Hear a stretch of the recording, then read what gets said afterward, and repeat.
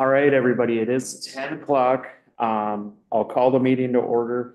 A couple things real quick. We have a couple commissioners that are joining us via interactive technology. Commissioner Holland is in Florida and Commissioner Waldham is in Puerto Rico. And Commissioner Ludwig is out sick today. I know that's been going around everywhere, and so just wanted to note that he is excused. With that, we will rise for the pledge. Allegiance to the flag of the United States of America and to the republic for which it stands, one nation, under God, indivisible, with liberty and justice for all. All right, at this time, we will do public forum. Is there anybody from the public? Anybody online? Okay. We will move on. Is there any additions or revisions to the agenda? Mr. Chair, members of the board, Dave Menke, County Administrator, we have one addition. If we could add consent agenda item number 9C, the hiring of the Planning and Zoning Office Manager. And then we have some additional information for regular agenda item number 1, the Personnel Committee report, the job descriptions for the Deputy Sheriff Trainee and the Grant and Programs Coordinator. And then additional information for regular agenda item number 5, a red line copy of the tentative agreement with the corrections officers and dispatchers. All right, with that, can I get a motion? I'll make the motion. All right.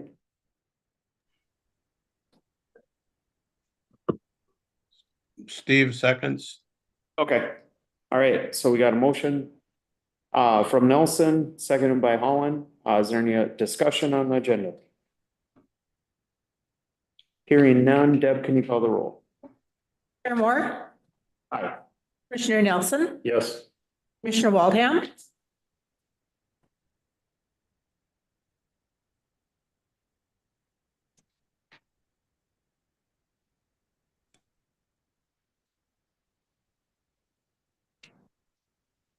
Not hearing you, JJ.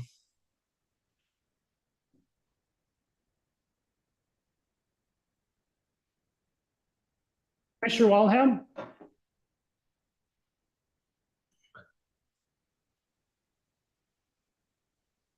Oh, it looks.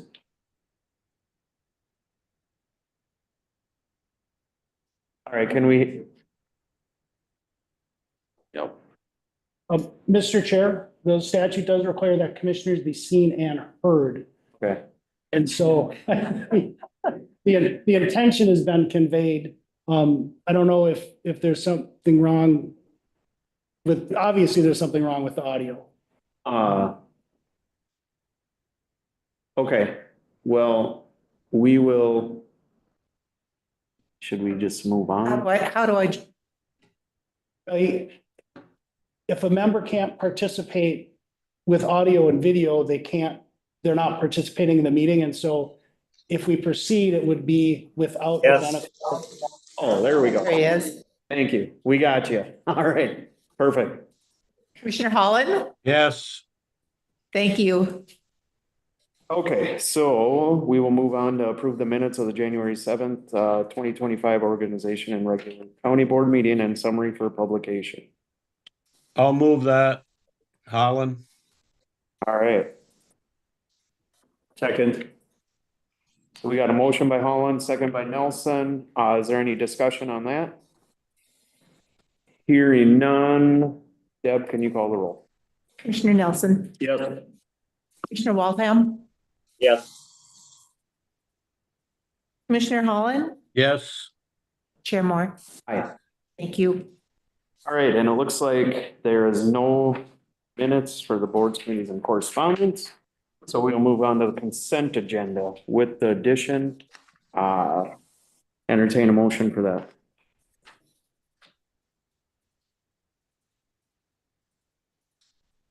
Holland will move. All right, we got Holland for motion. Second. Second, we'll take JJ's. Second by Waldham. Is there any discussion on the consent agenda? All right, hearing none. Deb, can you call the roll? Commissioner Waldhelm, Yes. Commissioner Holland, Yes. Chair Moore, Aye. Commissioner Nelson. Yes. Thank you. All right, we'll move on to the regular agenda and start with the Personnel Committee, and I will do it. The Personnel Committee met January 13th and made the following recommendations. In the Sheriff Office, approved the job description and authorization to recruit a deputy sheriff trainee position. The purpose is a non-union grade 8 in accordance with the Springstead Class and Compensation Safe System. The minimum starting wage is $26.9 an hour. If approved, the position would only be filled if there is a deputy sheriff vacancy. Maybe I'm just gonna go with this one so we can have a little discussion on it. I'm gonna make a motion on that. And then, because I'm guessing there's gonna be a little discussion, I'd just like to fill in a little bit with that. So I'll move that. If I can get a second. I'll second so we can have a discussion. Okay, so with this, the Sheriff's Department came to us and said they have a candidate, and they've had candidates in the past that are either going through the classes to get post-certified or going to college or the stuff they got to do to become a licensed deputy. And they would like to just get them in the organization and start working with them on seeing if they like the office and just kind of get them tied in ahead of time. This will give that opportunity that they can start working for the Sheriff's Department. Obviously, they can't be on their own. They're not a licensed deputy, but this would only be if we have a vacancy in a deputy position. With this, there's going to be a timeline that they have to complete their schooling. So this isn't a permanent position. And once they're hired on as a deputy, this would go away. And if we don't have a vacancy in a deputy position, we wouldn't hire this position. But there are a lot of things in the Sheriff's Department that they can do for them, and the grade isn't the same as a deputy and the pay. So instead of having a deputy do it when we're shorthanded, this just makes a lot of sense. So there are any other questions with it? Scott's here. He kind of pitched it to us, but I think that was a little overview. Did you have anything to add? Yeah, Mr. Chair, members of the board, I would only add that with the challenge of recruiting law enforcement officers that we've seen in the last several years, it's become more common for agencies to have this type of a trainee program. So if they find someone who is in school, they can, in essence, lock them in prior to graduation, because most folks who are graduating in law enforcement have jobs before they graduate. Has anybody got any other questions on that?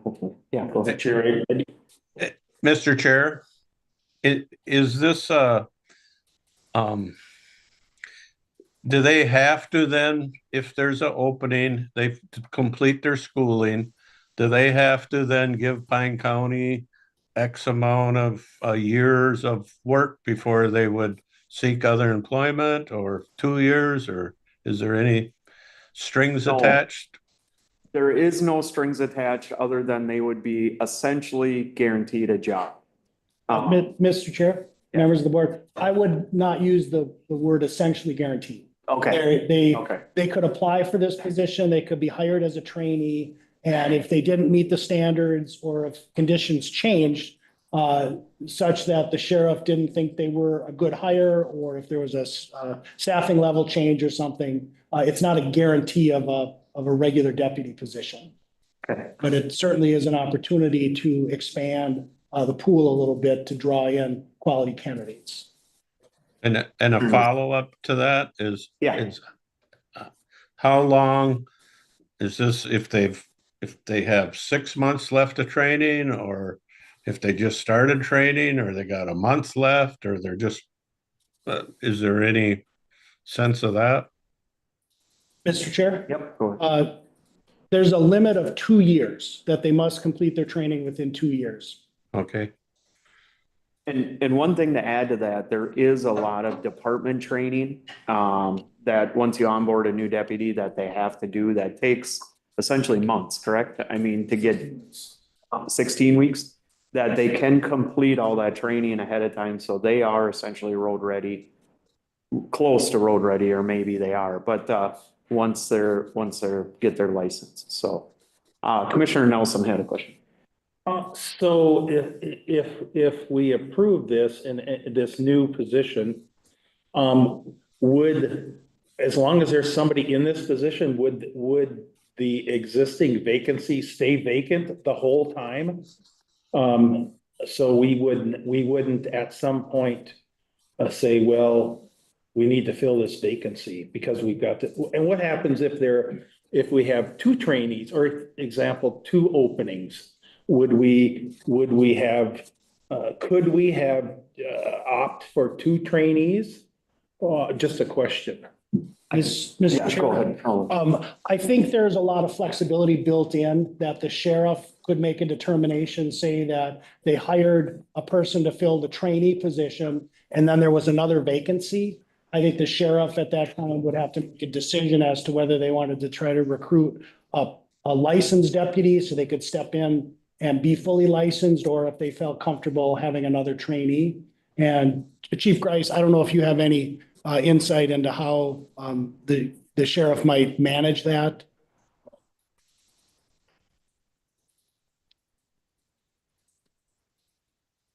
So we would probably try this at one person at a time, trying to train them in to see how they're gonna work with our department, if they like the department, if they're doing a good job. And as I said before, 16 weeks is a general training for a deputy.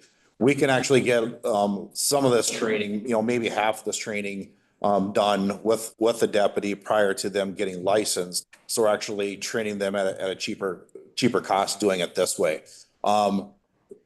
Not only will 100% of their time could be used during training purposes, but also for jobs that we have within the office that normally a deputy does. We can also have a deputy trainee do, like sometimes a civil process or something with evidence, or if we have to bring our drugs to, say, Alexandria to get that disposed of, where normally we would have an officer go send over there and do that. We could have somebody do that for a cheaper cost too. So the amount of things that we're able to do as an agency is quite a lot, not only trainee, but also do some jobs within the sheriff's office that he could do on his own as well. And then that also gives us time to evaluate him, see how he's doing, if he's progressing. Is this something we want to continue to invest in, or do we want to maybe look at something else too? Chair, that'd be my follow-up question is, with this training program, do you have the ability to say, from our end, we don't feel that this is working out, so that you can end that immediately? Yes. Yep. Yeah, and that's one thing we did talk about. This will be a no net gain on employees, and they can modify it and change it, the sheriff's office. If it's like, this isn't a good idea, whatever. But it was kind of one of these things that was brought up, and Commissioner Ludwig had said a lot when he went to school way back when departments were coming in and trying to hire kids or people, deputies right out of school. And this is a chance that maybe the sheriff's department here can get involved with somebody early and, try to get them in the department and not flat out hire them as a deputy, and see how they like the department and both like the department. So that's what we were kind of thinking, or that's, I think, what the intention is there. Yeah, law enforcement times have changed to where what Commissioner Ludwig has said, where before you had a big pool of people to choose from, you don't have that anymore. And this is a way to try to combat that with recruiting of good officers to come to your agency. Yeah. Okay, does anybody else got any questions? Yep, Commissioner Walden. A question. Yeah, go ahead. Yeah, are they they'll be carrying their service weapon, they'll be carrying a gun. No. They will not be carrying a gun. They won't be carrying a gun until they are post certified. So they will have handcuffs, they'll have a taser and so forth. They will be riding with, during the training portion of it, they will be riding with officers. So they will have the ability to, if an officer is in trouble, they'll be able to help if somebody's resisting or whatnot. They'll still go through our taser program, they'll go through our use of force program and so forth, but they will not be at the point where they're going to carry a firearm until they're post certified. Licensed What other officer. counties are doing this? Carlton County What is going through that process right now. Chisago, I believe, is as well. And a lot of the big departments. But yeah, the big departments are too.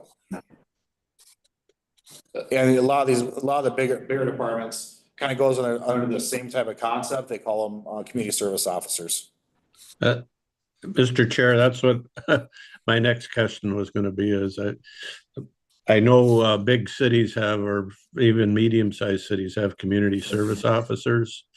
And kind of seems like. We're just labeling it, we're just giving it a different name is what we're doing. Yep, I get it. Okay. Is there any other discussion on this? And we have a motion and a second, so, or you got one more? I guess my only comment would be, I think it's worthy of exploring this and investigating, going this route, as long as we're not adding additional staff. I mean, that would be a big concern of mine. That's a bigger discussion that we need to have, but I'm certainly willing to give this a try. Yeah, and that was one of the big discussions we had was it was a no net gain on employee count. And we were we talked about maybe having a review of it, through personnel after a little bit of time or whatever. So, and the sheriff's department's really good, obviously. All the departments are, is if we need to make some modifications or changes or cut it or whatever, then we'll address that through there. So. Yeah. Okay. Any other questions, comments? Otherwise, I'll call the roll. Okay. You want to call the roll, Deb? Commissioner Holland, Yes. Chair Moore, Aye. Commissioner Nelson, Yes. Commissioner Waldham, I oppose. Great. Moving on, Health and Human Services, we're still in the Personnel Committee report to B now. So Health and Human Services acknowledge the resignation of social worker Andrea Anderson effective January 24th, 2025, and approve the backfill of the position, any subsequent vacancies that may occur due to internal promotion or lateral transfer. Also on Health and Human Services, acknowledge the resignation of social worker Angela Ripley effective January 17th, 2025, and approve the backfill of the position, any subsequent vacancies that may occur due to internal promotion or lateral transfer. I am going to keep moving on. Most of these are just vacancies. Sheriff's Office Corrections, acknowledge the separation of probation corrections officer Robin McFeeters effective January 1st, 2025. Approve the backfill of the position, any subsequent vacancies that may occur due to internal promotion or lateral transfer. Acknowledge the resignation of probationary corrections officer Casey Cusera effective December 31st, 2024, and approve the backfill of the position, any subsequent vacancies that may occur due to internal promotion or lateral transfer. Also, acknowledge the resignation, part-time corrections officer Connor Johnson effective January 6th, 2025, and approve the backfill of the position, any subsequent vacancies that may occur due to internal promotion or lateral transfer. Moving on, in the Sheriff's Department, dispatch, acknowledge the resignation of part-time dispatcher Andrea Booker effective December 27, 2024, and approve the backfill of the position, any subsequent vacancies that may occur due to internal promotion or lateral transfer. And approve the grant programs coordinator. This is an auditor treasurer, sorry. Approve the grant programs coordinator job description and authorize recruitment for the position. The cost of the position will be split between Health and Human Services and general funds. With that, on them, I will move that. And looking for a second.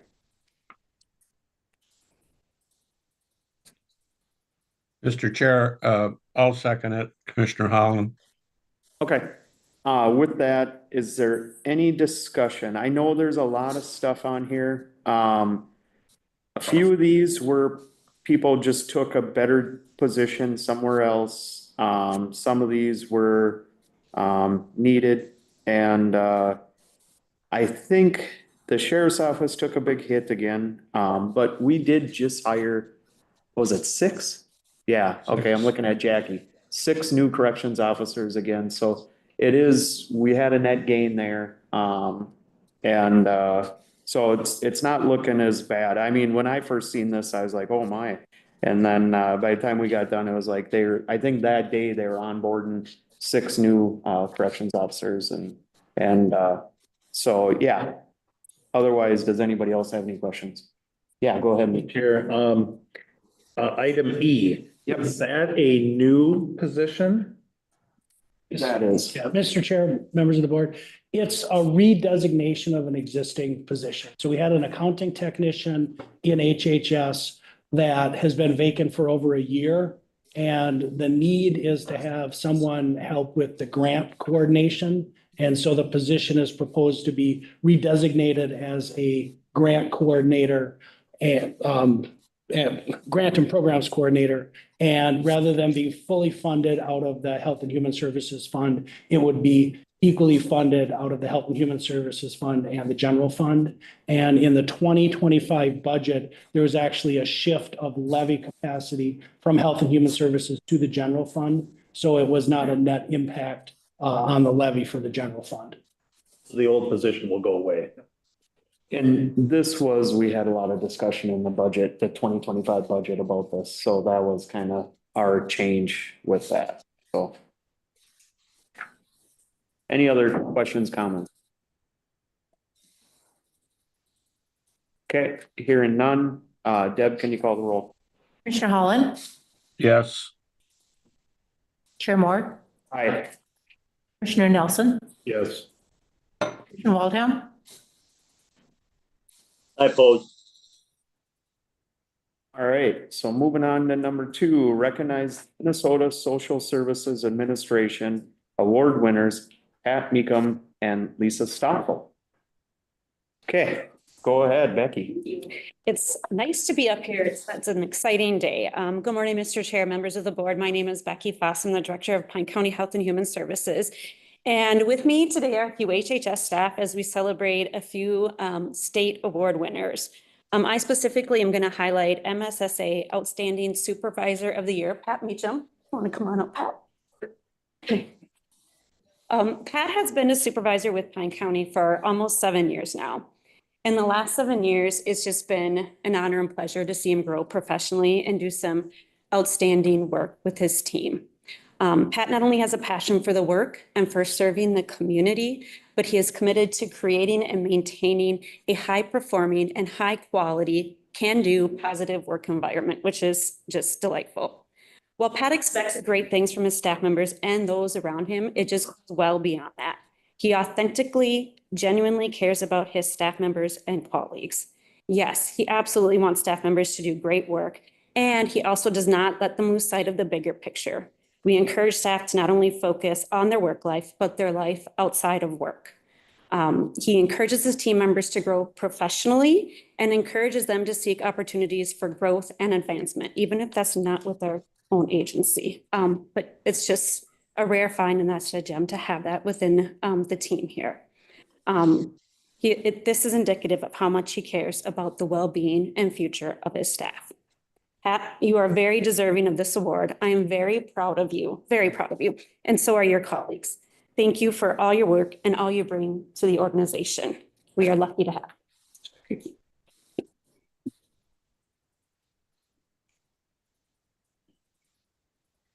Barb is going to come up and highlight Lisa Stoffel. You can come up with me.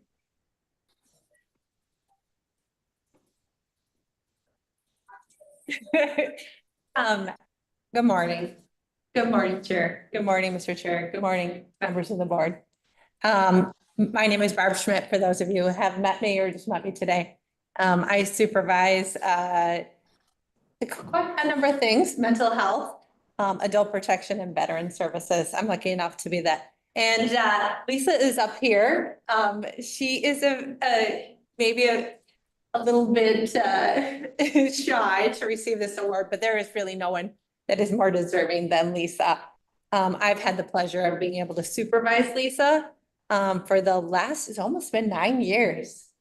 So Lisa, what I think I want to highlight is that these candidates not only won the regional award, but now they moved on to the state award. So they went through the process of being honored regionally through the Minnesota Social Services Association, and the candidates have been honored and chosen at the state level. So it's quite an accomplishment.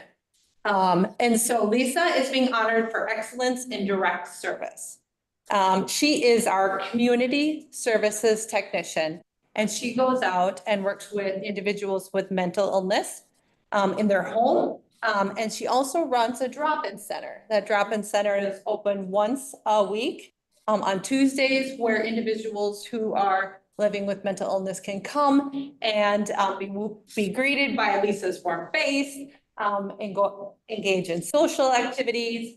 And there's some educational components. It's not only fun, but Lisa has had speakers come in. And she organizes all of that. And I just have a few things that Lisa has done, and I want to thank her for.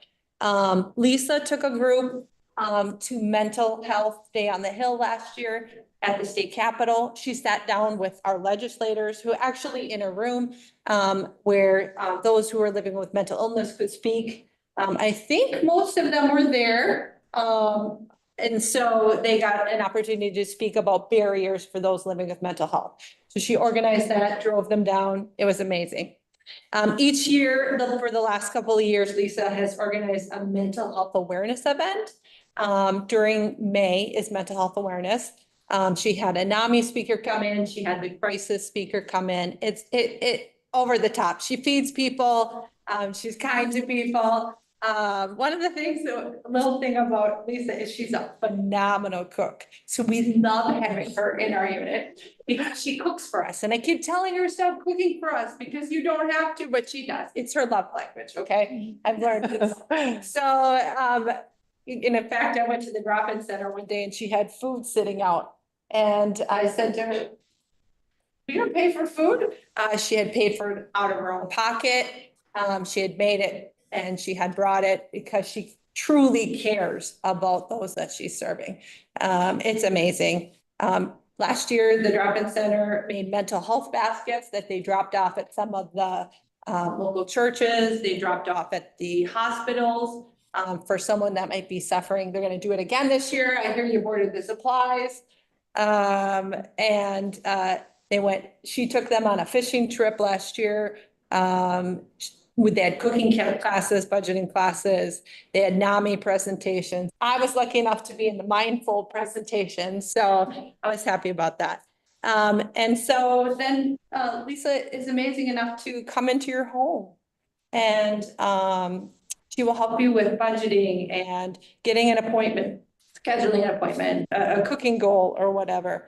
But one of the things that is so amazing about Lisa is that when I sit and I get to be her supervisor, I hear the people that we see, that we serve, talk to me about how amazing and how impactful she has been on their lives. So she has the biggest heart, and I can't imagine this award going to anybody more deserving than Lisa. I'm so excited for her. I know she's a little embarrassed to be up here, but we can't thank her enough. And really, you're just an asset to the community. And I love to be your supervisor. So thank you, Lisa. Thank you, member.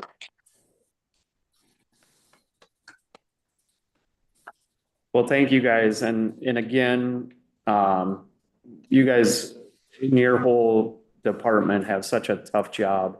and we really appreciate it. To see an award like this, it really does mean a lot. It means a lot to me as a commissioner, because we appreciate it. So thank you again. Mr. Chair, Yes. if I could please just Yeah. add to your accolades there, we're just very lucky to have Patrick and Lisa working for us, and really the winners are the clients that they serve in Pine County. We're very, very fortunate to have them. So thanks, Patrick and Lisa. We appreciate what you do. All right, moving on to number 3, Joint Drainage Authority Judicial Ditch number 6. This had came up, there's some stuff that needs to go on with this. Mark ain't here, is he? Maybe, He's online. is he? Do you want to explain it, Mark, or do you just want me to read what it says here? What we're looking at is we'll probably have a resolution at the next meeting, but we'd like Josh to be available to this joint powers group if we're not able to get that resolution to the next meeting. Basically, half the city of Bram drains through this ditch up to Trunk Highway 70, and then it turns into Hay Creek and into the Snake River. And Isanti County has managed it kind of somewhat in the past, but they're looking to formalize the ditch with an authority that would be Isanti County, Kanabec County, and Pine County, and we would have one representative on that, and they would have the ability to assess for this ditch like we do with the other ditches. So. Okay. And we do need action, right? Yeah, Mr. Chair and members of the board. So listening to Mark, it sounds like there'll be a formal resolution in the future to make the appointment. So if there was a consensus that Commissioner Moore was the best situated and you were interested in doing that, perhaps the board could just designate him as the representative for Pine County until there is a formal resolution. Okay, sounds good. Anybody oppose that? Are you interested? Yeah. Great. Yeah, and it is in my district on the south west side there, so, yeah. Sounds good. All right, with Do you want that, to make that as a motion? oh, okay, To yeah, designate? yeah, I'll move it. I'll second it gladly. You sure you don't want it? I don't want it. All right, so hearing that, does anybody have any other questions, comments? Okay, hearing none, Deb, can you call the roll? Commissioner Holland, Yes. Chair Moore, Aye. Commissioner Nelson, Yes. Commissioner Waldham, Yes. All right, so moving on to number 4, Northern Counties Land Use Coordinating Board Membership. Dave, did you want to take this? Thank you, Mr. Chair. So Commissioner Nelson had brought this up last time. I did a little bit of research, and it sounds like something that there's no cost for the first year, and the first meeting of the group or the next meeting of the group would be at the AMC Legislative Conference. And so if you were interested in, trying it out for a year, it seems you could make that decision today and then revisit it probably towards the end of the year if you wanted to continue on and become a dues paying member. And my understanding is that dues are $2,000 per year, except for St. Louis County, which is $3,000 per year. I will just add, it's kind of nice when some of these boards allow you to join the first year just to see, because we've done this in the last few years.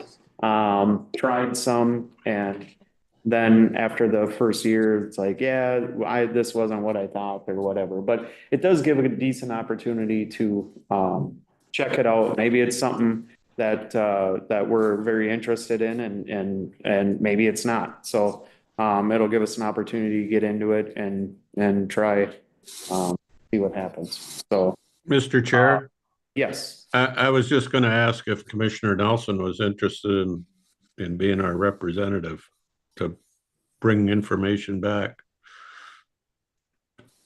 Sure.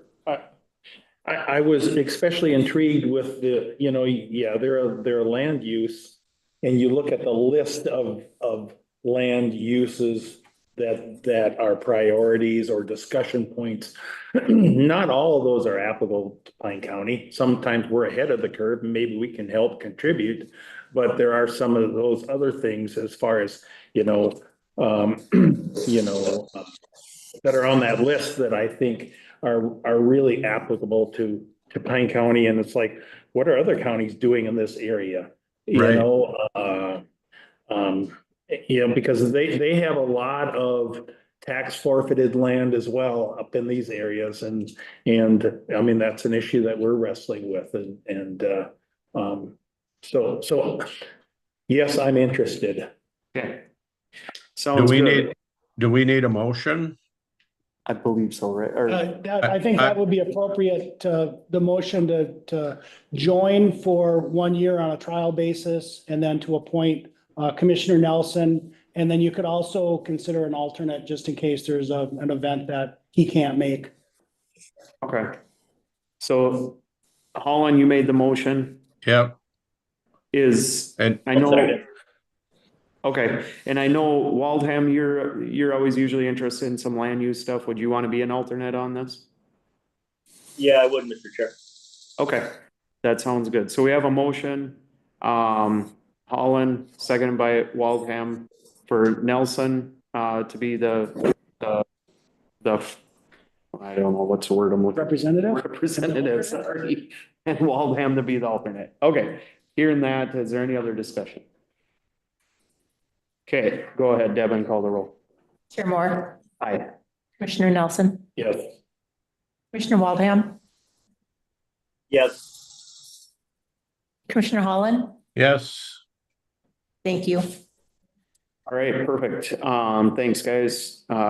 Moving on, number 5, 2025 and 26 labor agreement with corrections officers and dispatchers. Mr. Chair, members of the board, this was discussed in detail at the last meeting, pending approval by the union. The union did vote in favor of it, and so it's at your, I guess, question now if you want to approve it. Okay, I will make a motion to approve this labor agreement.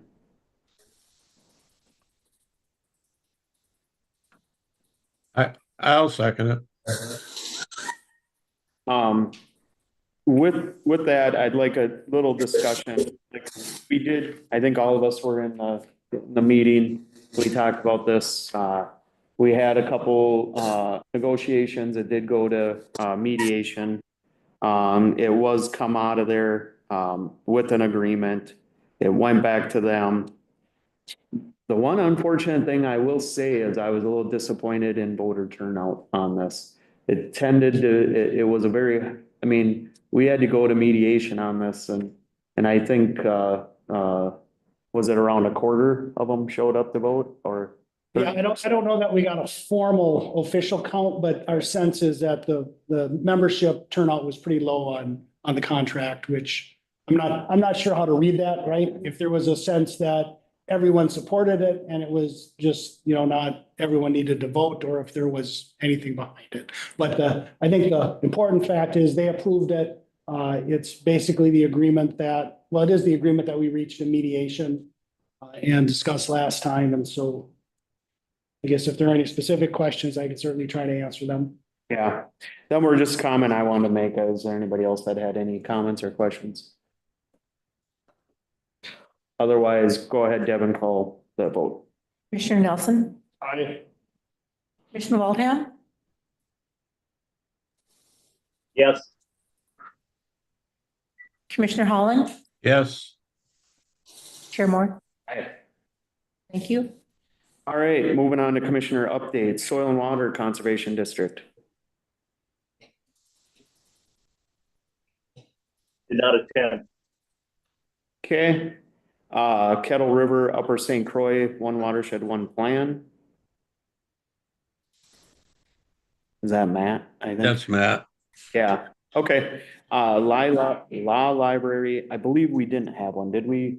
Or did we? I think we covered that last time. Yeah, I think we got mixed up. So, I think what I'm gonna try to do, Deb, is have Bonnie keep you in a loop on the emails. Cause they kind of been changing off and on, so Okay. I'll reach out to her and have her just add you to our list as information or whatever. So then you can see if the meeting changes or whatever. Chemical Health Coalition. I did attend that. Again, it was a good first meeting.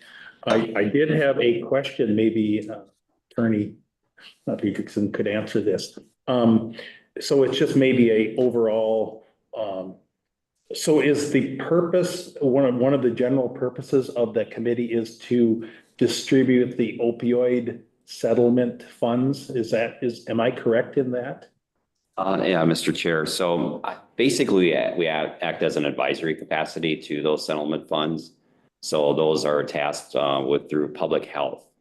And then so public health will come to us and say, okay, these are the ideas, and kind of use us as a springboard on some of the ideas, how to spend those.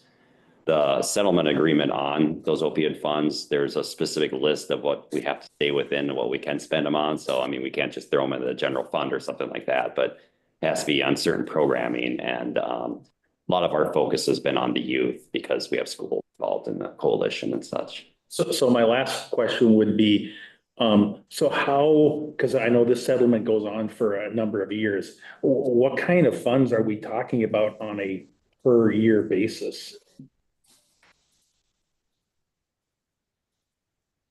The settlement funds, Commissioner? Settlement funds. Money person. Mr. Chair, members of the board, I can answer that a little bit. So it varies because some of the settlements, so I think there's 10 different settlements we're involved with. And so some of them are for differing amounts of years. And some of them they had to pay upfront, like years 1 through 4 and things. I think when it's all said and done for these kind of near years, we're going to be at about 100,000 per year. Thank you. With the possibility of it going up, right? There's new ones coming online all the time. Always new ones, as long as there's not a lot of bankruptcies. So. Oh, okay. Hey, that's the key. Okay. Sounds good. All right. Anything else on that? Okay, moving on. Central Minnesota Jobs and Training. Is that Matt, maybe? No, who was that? Is that Commissioner Waldham? I believe so. Yeah, my calendar, nothing was put on my calendar. Okay. All right, well, we'll work through that. Right. And get her changed out or whatever. So. Yeah, it must still be getting sent to who was the previous person, I would imagine, if it didn't get updated since we made our committee assignments after our first meeting. Okay, sounds good. We will, we'll work on that. Meeting with Representative Nelson. I did make it late. I had something else going on, but I got there. Representative Nelson is always very good. He's very, he knows a lot about what we got going on with like SSIS and some of the changes we want to make. And of course, this was before the session started, so I think everything maybe got blown out of the water when that kind of started, and whatever they got going on down there. Very disappointing, I will say, and hopefully they decide they want to try to get something done for the state of Minnesota. But that's my 2 cents. Dave, do you want to add anything? Just maybe emphasize that he is, I think, in a position to continue to push the Health and Human Services modernization piece, which has been important for us. And then also we talked about the casino sales tax. And in 2019, Senator Rarick offered a bill that did not make any progress. But I think we've heard both from Representative Nelson and Dotseth that they would be willing to work on that bill. The proposal would increase the share that the county gets and decrease the share that the state gets. It would not impact the amount that the tribe gets. All right. Anybody got any questions on that? Okay, moving on. Greater Minnesota Parks and Trails. I went to that it was mostly it was before the session started, so it was a lot of the platform of that group, which really is to ensure that Greater Minnesota Regional Park Systems and Trails gets its share of the legacy funds, and they don't all go to the big counties who have a lot of money to hire lobbyists. So what we would like to see is out of the legacy that there be a 20% set aside for the Greater Minnesota regional trail system. These aren't the DNR trails that go for miles and miles. These are the trails that we have in East Central Minnesota that go from point A to point B within a county or multiple counties. Or within a city in some cases. All right, perfect. Sounds good. East Central Solid Waste, I think that's you too, Steve. Yep. We had a meeting, you know, the saga of building that cell continues. It will continue in the next summer because the weather got really, really wet right before freeze up, and they couldn't get the complete liner down. I think I've spoke of this before. So they didn't get the liner covered. So they're going to have to wait till spring to see how that come through the winter and how the clay underneath the liner handled the freeze thaw cycle. Because if it's got garbage on it, of course, it's not going to freeze. So anyway, it'll work. It'll work one way or the other. Sounds good. One thing I wanted to just add is I don't remember even what the meeting was. Well, maybe it was with Representative Nelson, and he was talking about solid waste. Was it that? Did we get into that? I'm sorry, but I should have maybe made some notes, but I've heard, or maybe whatever. Anyways, the buzz is a lot of people are talking about these incinerators, which you kind of hinted at. And it seems like that's kind of the way to go, but I don't know how feasible it is. So yeah, if we were, and I have brought that up to our board, now is the time to really do the research, because we've got about 6 or 7 years, and it'll take that long to transition to something else besides digging another hole. So, you know, I did ask about having a tour for the Pine County Board, and I think if we wait till it thaws, and they'd love to have us over there. Perfect. Sounds good. Well, thank you. East Central Development Partnership. I don't remember. Anybody go to that here? That's the old GPS 4593. Look it on there. Yeah. Okay. East Central Regional Library Trust Board. I was on the board, but I was gone. Oh, yeah. Yep. So sounds good. Mille Lacs Band of Ojibwe, State of the Band. I went, this is my first time I ever went. They got a new chief executive. It was very interesting. I did learn a lot. It seemed like everybody was pretty excited over there. And he gave, what was it, a 2-hour long speech? It was pretty good, but he touched on a lot of stuff, and he knew he was ruffling a little feathers, but he continued. So, and I thought it was very good. They had a very good meal. I know Dave Reese and Matt was there as well. So I don't know if you guys got anything to add. Mr. Chair, I would just add that he did highlight that 2025 is the year of the child for the band. So they are wanting to put a focus on children and the services and such for that.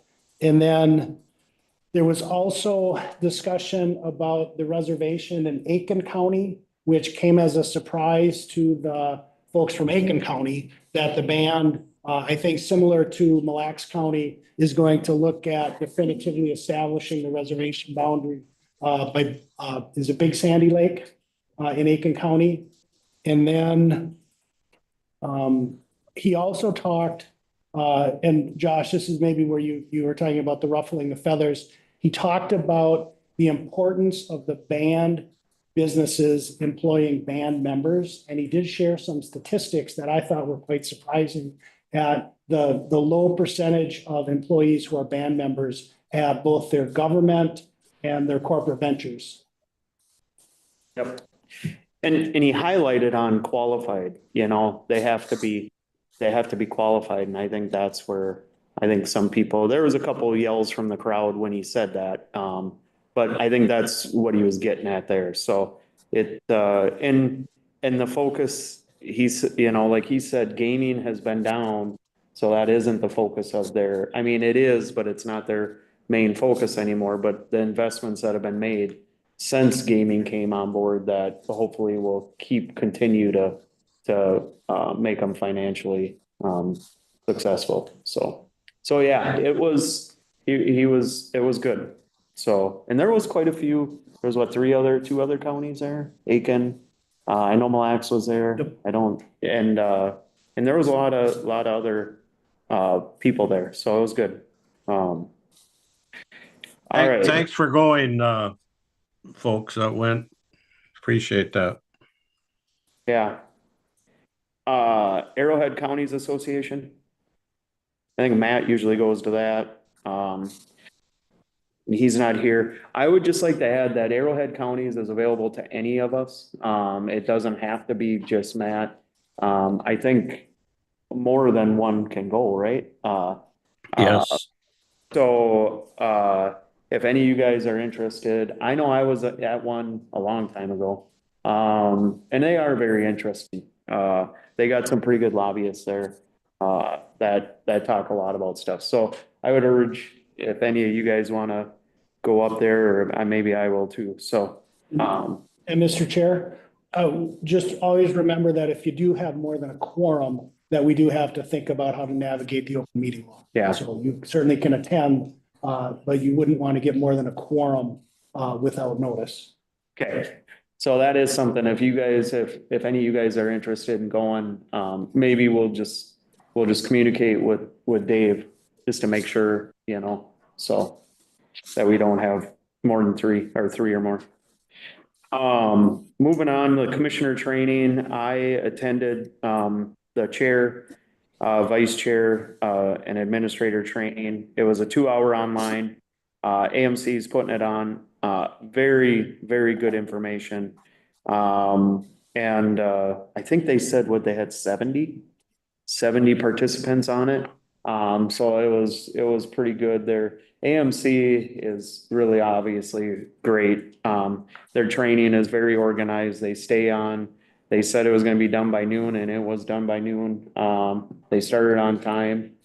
It is going to continue tomorrow. We're meeting in person in conjunction with the new commissioner, the government 101 training. We'll be together a little bit down there, and then it'll conclude next week. But I already me and Dave talked quite a bit afterwards about some stuff that you guys might see before the board, as far as maybe a few policies that I'd like to get before the board and see what you guys think of them, and just some other ideas kind of going forward. So it's always good to get into them and hear what other people are doing, and some things that can help us navigate and be more successful board.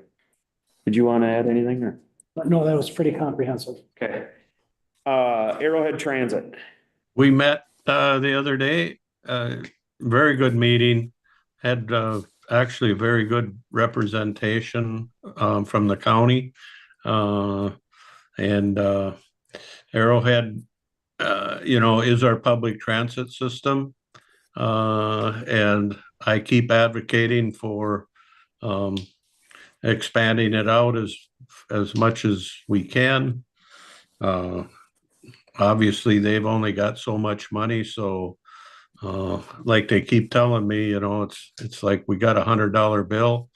So if we got to spend money over here, we got to not spend it over there.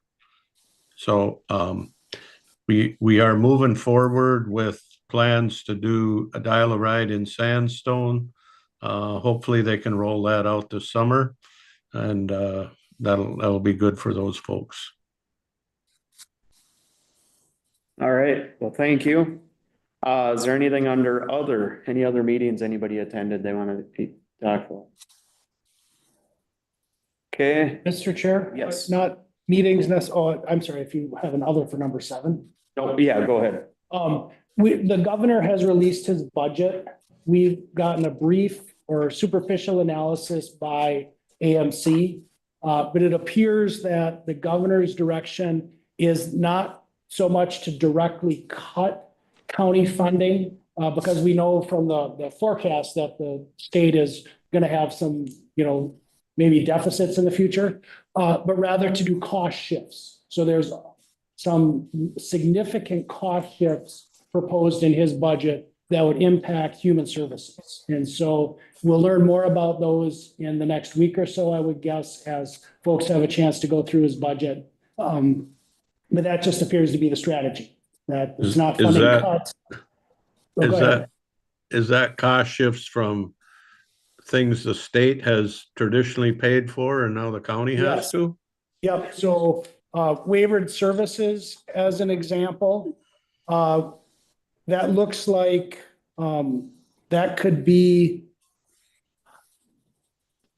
I don't know if I have the estimated number. Oh, yes, I do. 82 million of cost shifts in the first year for counties collectively, not just Pine County, but that's a real number, right? 82 million across the state. And then the cost share for folks at MSOP is looking at about 40%, which I think translates to about $40 million. I don't know if that's the year of the biennium. And then competency restoration is about an $8 million a year hit. So you start to add those up, and that's north of $100 million per year cost shift to the county. So that's real money. So just as you're, thinking of watching the legislature and thinking about what our priorities might be, that's where we're going to have to probably have the engagement. Yep. Thank you. Yeah, thank you. Okay, otherwise, take a peek at your upcoming meetings, and there's a few of them on there. Otherwise, with that, I'll have the meeting adjourned.